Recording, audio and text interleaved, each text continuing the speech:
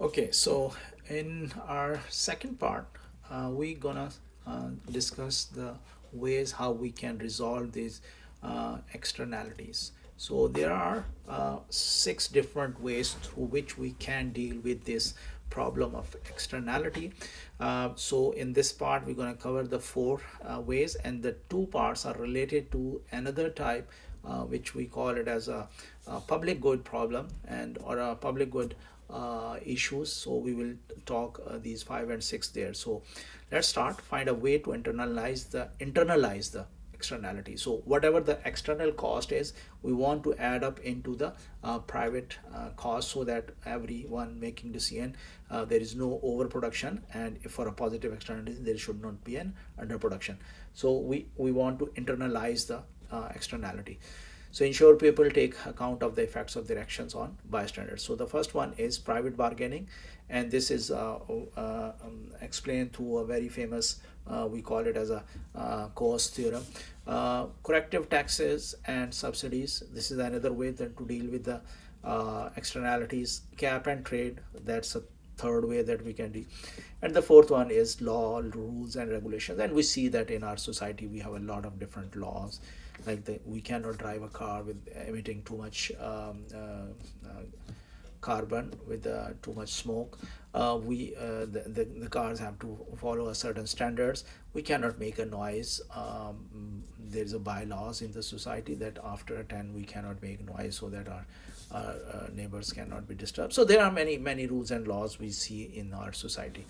So Coase theorem is saying if a bargaining is costless, like if the society, all the members of the society can bargain for all the costs involved, like if two people are, if one is smoking, buying a cigarette, one is selling a cigarette, one is buying a cigarette and smoking, if they add up the cost and provide the benefit to the bystanders, so then there is a possibility that they will determine a quantity that is going to be acceptable for the society, or that is in the best interest of the society. So if the bargaining is costless and the property rights are clearly established and enforced, then externality problem can be solved by private bargain. Now there are two conditions. One is bargaining is costless, which in real life it is very hard to involve everyone in the bargain and get out some solution. And the second thing is that the property rights are clearly established and enforced. Property rights, like everyone knows that whose right is this, and if they know the right and they are willing to sell that right, then there is a possibility that these externality issues can be resolved. So clarifying, bargaining is costless doesn't mean money wouldn't exchange hands. Rather, it means that it is easy to strike a deal. No need to hire lawyers or go through a time-consuming legal procedure. Coase theorem says private bargaining can restore the socially optimal outcome. Two examples of private bargaining: neighbors loud music, like some neighbor is listening loud music, and the other one is getting a negative impact on it. So if it is the right of the neighbor to listen loud music, then the one who wants some deep sleep without any noise, so he is go and negotiate with that person. Okay, I will pay you this much money, don't make a noise from this time to this time. So that is possible. Or if uh, not listening or quietness is the right of a neighbor, and then someone wants to make a noise, so what they can do, they can negotiate and say, okay, you take money for this time period and I want to make a noise, so that person can. So but that's an example that which is not normally taking place, but if there is a possibility, the bargain is possible and costless, then people can negotiate like this. So that's a thing. And then the other one is a insurance company, Humana health insurance company. So if people do exercise, what is going to happen, the cost for this is going to go down, and when the cost for health insurance company, the cost go down for health cares of these people who are doing exercise, so they can develop some incentive programs or negotiate that, okay, if I do this this exercises and I avoid these types of things like smoking and alcohol, so what benefit I can get, so they can negotiate if then there is a pause. So get all interested parties in a room and give them an opportunity to negotiate with each other. Look for creative bargaining that will make everyone better off. So side payments, if someone else action harms you, you can pay them to do something else instead. So loud music example, your neighbor is playing loud music that is preventing you from sleep. You offer them $5 to turn it down. You are better off. You only offer five if you value the quiet at least as much as $5. Maybe you be willing to pay for up to 30 for some quiet and good night sleeps.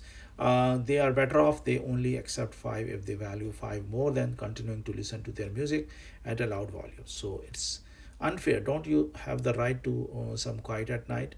Earlier, it is unfair. It is effective in making you better off than you would have otherwise been. So side payments, if someone else help, you can pay them to do more of that activity. When you exercise, your health insurance company end up spending less on the medical care for you. So Humana started Go 365, a new program that paid clients to work out. So you are better off. You are there is something like this for uh, this Life insurance as well right now. It's an activity. There is an app that you download, you record something, and you will get some benefits. This side payment is relatively small compared to the overall saving by the medical cost they save is comparatively very large as compared to these side payments. So the possibility of losing that side payment leads to you internalize accounting account for the positive externality when weighing your cost and benefits of exercising. When private bargaining is costly, like when many people are involved, if there are only two people, there is a possibility of a private bargain.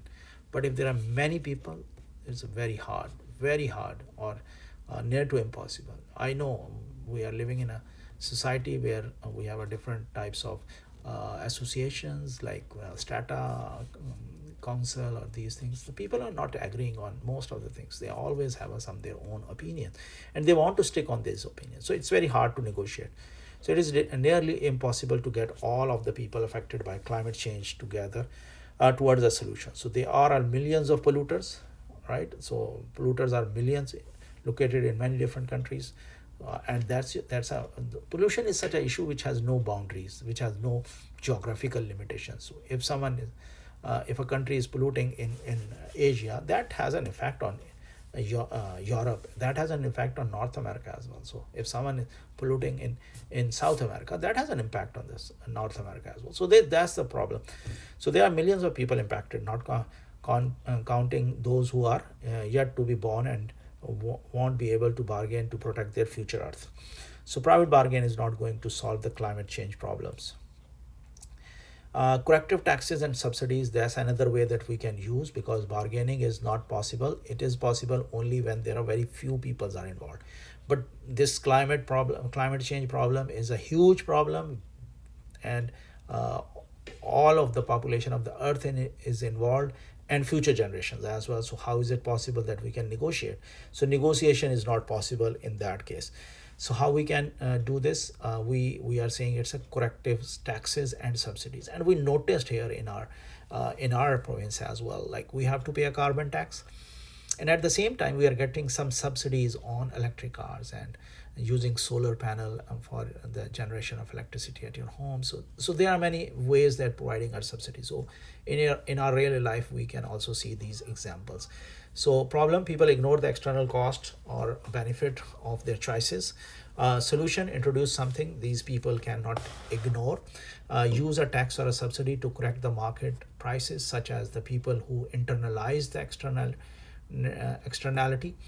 A negative externality solution, set the corrective tax equal to the external cost. So if we add up the external cost, marginal external cost as a tax, so that's what we can get it, the optimal social optimal outcome, or a social optimal quantity, not the private one. So this tax incentivize people to do less of the activity. Positive externalities, set the corrective subsidy equal to the external benefit, and corrective subsidy, a subsidy designed to induce people to take an account of the positive externality they cause. So this subsidy incentivize people do more of the activity. So if I don't know how many of you aware of this fact that during very early times of the COVID vaccination started. So people are reluctant to get those vaccinations because of many different types of rumors and all these fake or negative news about the COVID-19 vaccine, and there are many different fake videos and all these things. So government incentivize those, like they okay those who get vaccines, so they out of that we we take a draw, and then we will give some money to those who are winner in those draws. So there the people incentivize the people to take that. This is what we call it as an incentive. Here is a problem, like in a negative externality, we have a overproduction, and how we can reduce this overproduction by imposing a tax. So if we add up this tax equal to our marginal external cost, so that is possibility that we can eliminate this overproduction. So in this case, you see that this corrective tax is equal to our marginal external cost, and by this way, this externality is removed. Uh, so summary, how the corrective tax worked in the gasoline market. Oil refineries companies perspective focused on what affect the company's bottom line, their marginal private cost, ignore the marginal external cost of increased pollution, 2.1 per gallon, result overproduction, introducing a tax equal to 2.10 per gallon marginal external cost.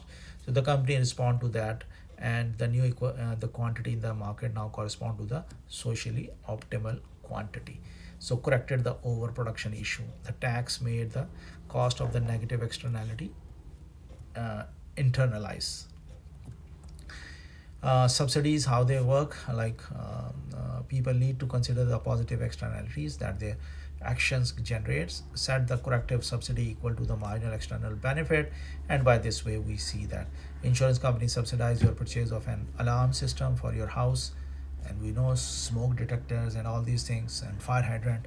So it's very interesting to know that, like if the fire hydrant is very close to your house, you get some benefit in the insurance premium you pay for your house insurance.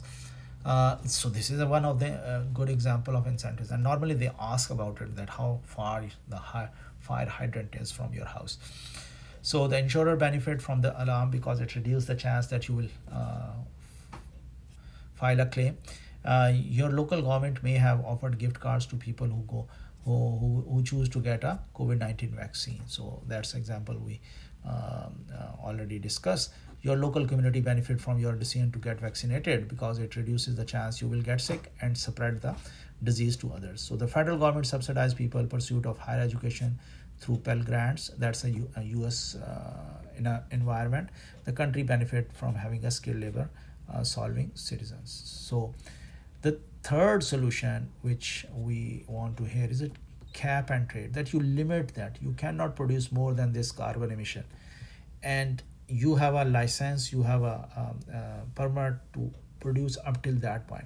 So those industries who are efficient, they reduce this level, and whatever the excess they have that they can do it, they sell it, they trade it, they trade it with the firms who are having no such efficient ways of reducing emissions. So this is the way that it works. So a quota is a limit on the maximum quantity of a goods or a service that can be sold. So negative externality solution get the quantity cap and equal to the quantity optimal outcome. So we fix the quantity that this much you have to produce. The quota correct the overproduction. So cap and trade quantity regulation implemented by allocating a fixed number of permits, which can then be traded. Each permit allows holder to emit a specific quantity of pollution. So cap reduces pollution by setting a maximum cap on the total amount of pollution that can be emitted, and trade allows them efficiency, that those firms are efficient, they can sell it. Efficient firms buy permits from inefficient firms and concentrate production among business that use more efficient, cleaner technology. And the last, not we discuss 6 different solutions, but in this part we discuss the last one is a fourth one: laws, rules, and regulations.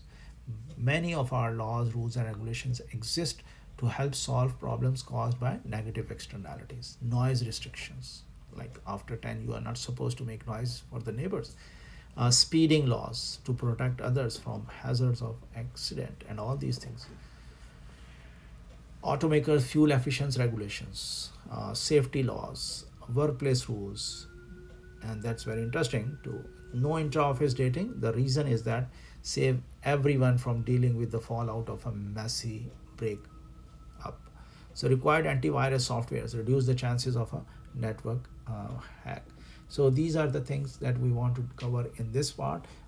So again, stay tuned for the third part, and I hope we're gonna talk more interesting things in the third part.